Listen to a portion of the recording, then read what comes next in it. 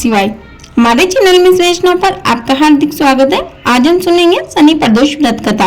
तो भक्तों, जो प्रदोष शनिवार को आती है उसे शनि प्रदोष कहते हैं। प्रदोष का व्रत हर माह की त्रयोदशी तिथि के दिन रखा जाता है, यानी एक महीने में 2 बार त्रयोदशी तिथि आती है तो 2 बार ही प्रदोष व्रत रखा जाता है। शनि प्रदोष व्रत करने से पद प्रतिष्ठा की प्राप्ति होती है और शनि ग्रह से संबंधित कष्टों से भी मुक्ति मिल जाती है। तो आइए सुनते हैं शनि व्रत कथा। तो प्रेम से बोलिए शंकर भगवान की जय, माता पार्वती की जय। आप प्रेम व श्रद्धा के साथ कथा का श्रवण कीजिएगा। पूर्व काल में एक राजा राज्य करता था। उस राजा के पुत्र का नाम धर्मगुप्त था। उस राजा ने अपने पराक्रम से अपने सभी शत्रुओं को पराजित करके उन पर विजय प्राप्त कर ली थी। देवगति से एक बार उस राजा पर शनि की दशा आई। तब उस राजा पर उसके सभी शत्रुओं ने संगठित होकर आक्रमण किया और उस राजा की समस्त सेना, मंत्रिमंडल व उसके परिवारजनों को समाप्त कर दिया। इस भयानक आपदा में केवल 3 ही लोग जीवित बचे। पहला राजकुमार धर्मगुप्त, दूसरा राजगुरु का पुत्र सुचिव्रत और तीसरा राजगुरु की पत्नी ब्राह्मणी। तब वह ब्राह्मणी उन दोनों राजकुमारों को अपने साथ में लेकर किसी अन्य नगर की ओर चल दी।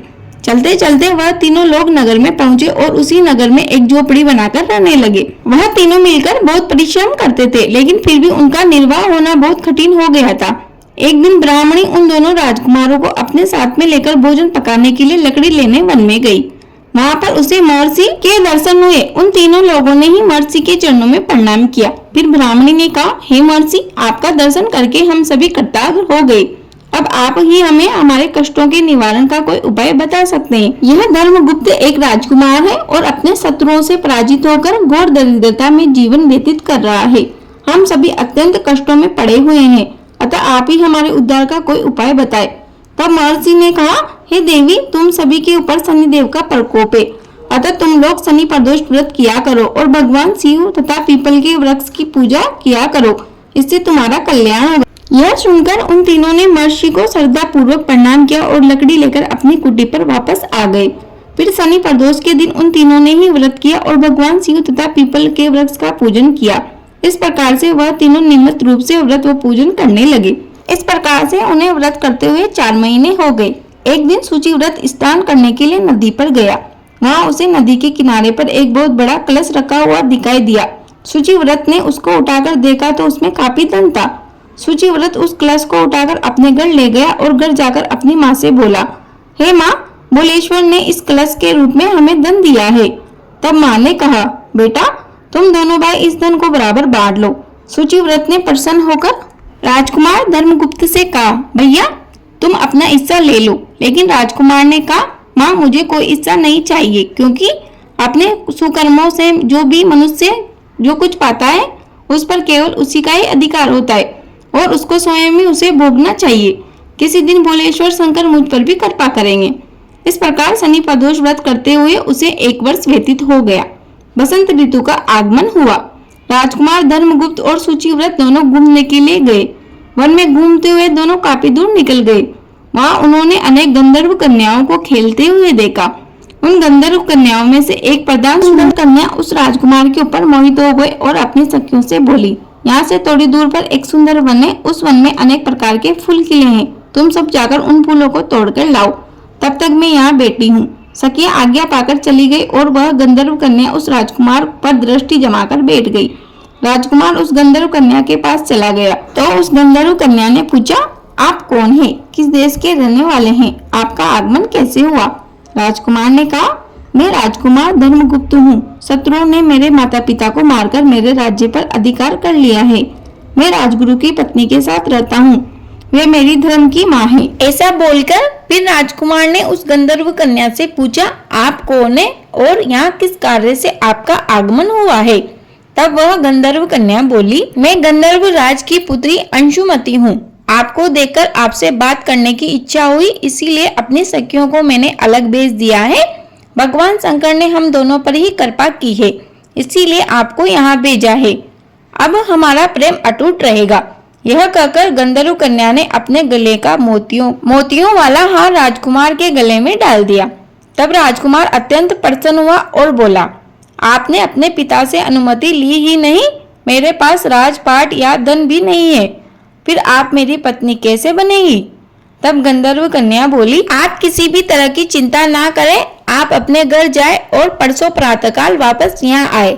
मैं अपने पिताजी के साथ आऊंगी और वे ही आपकी समस्या का समाधान भी निकाल देंगे। ऐसा कहकर वह गंधर्व कन्या अपनी सहेलियों के पास चली गई। राजकुमार भी सूची व्रत के साथ घर लौट आया और यह सारा समाचार उसने अपनी माँ से कहा। फिर तीसरे दिन राजकुमार धर्मगुप्त उसी वन में सूची व्रत के साथ गया। वहां स्वयं गंधर्व राज अपनी कन्या के साथ उपस्थित थे। गंधर्व दोनों कुमारों का अभिवादन किया। फिर उसने राजकुमार से कहा, मैं परसों कैलाश पर गौरी शंकर जी के दर्शन को गया था। वहां शंकर जी ने मुझसे कहा, गंधर्व राज, पृथ्वी पर धर्मगुप्त नामक राजकुमार है।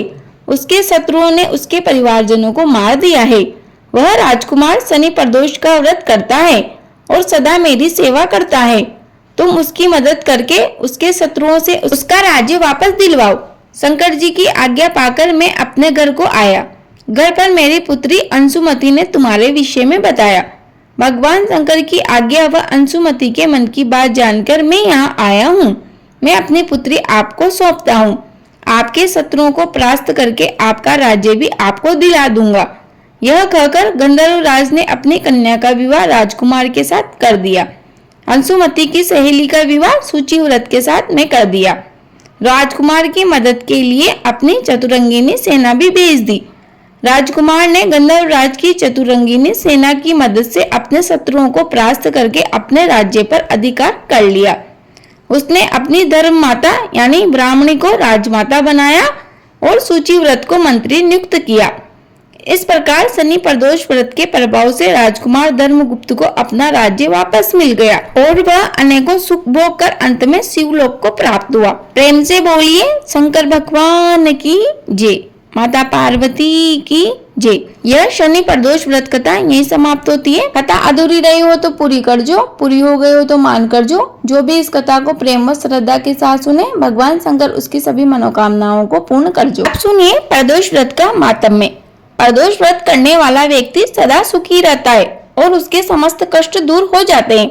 ऐसे व्यक्ति के सारे पाप नष्ट हो जाते हैं। यह व्रत करने से मनुष्य को दीर्घ आयु प्राप्त होती है और सुख संपत्ति तथा प्रतिष्ठा प्राप्त होती है। इस व्रत को करने से सुहागिन स्त्रियों का सुहाग अटल रहता है। यदि घर में कोई व्यक्ति निर्दोष हो लेकिन फिर भी वह कारागार में बंदी हो तो परिवारजनों को यह व्रत करना चाहिए। इससे उस बंदी व्यक्ति की शीघ्र ही मुक्ति के अवसर बनने लगते हैं। इस व्रत का उद्यापन करने वाला व्यक्ति पुत्र पौत्रादि का सुख भोगता है और अपने शत्रुओं पर विजय प्राप्त करता है। ऐसे व्यक्ति अपने जीवन के समस्त लौकिक सुखों को भोग कर अंत में मोक्ष को प्राप्त होता है। प्रदोष व्रत का फल अलग अलग वार के अनुसार अलग अलग ही प्राप्त होता है। अब जानिए किस वार के प्रदोष व्रत करने से क्या फल मिलता है। रवि प्रदोष। रवि प्रदोष व्रत करने से दीर्घायु और आरोग्य की प्राप्ति होती है। सोम प्रदोष व्रत करने से अभिष्ट कार्य की सिद्धि मिलती है। मंगल प्रदोष व्रत करने से ऋण और रोगों से मुक्ति मिलती है। बुध प्रदोष व्रत करने से व्यापार में वृद्धि होती है। बृहस्पति प्रदोष व्रत करने से शत्रुओं का नाश होता है। शुक्र प्रदोष व्रत करने से सौभाग्य और स्त्री सुख प्राप्त होता है। शनि प्रदोष व्रत करने से पद व प्रतिष्ठा प्राप्त होती है। मैं आशा करती हूँ आपको यह वीडियो अवश्य उपयोगी लगी होगी। प्लीज वीडियो को लाइक करें, शेयर करें, कमेंट बॉक्स में जय श्री राम अवश्य लिखें। यदि आपने अभी तक हमारे चैनल को सब्सक्राइब नहीं किया हो तो प्लीज हमारे चैनल को एक सब्सक्राइब जरूर करें, जिससे कि आने वाली वीडियो का नोटिफिकेशन आपको सबसे पहले मिले। आपका दिन शुभ हो। जय श्री राधे कृष्ण। धन्यवाद।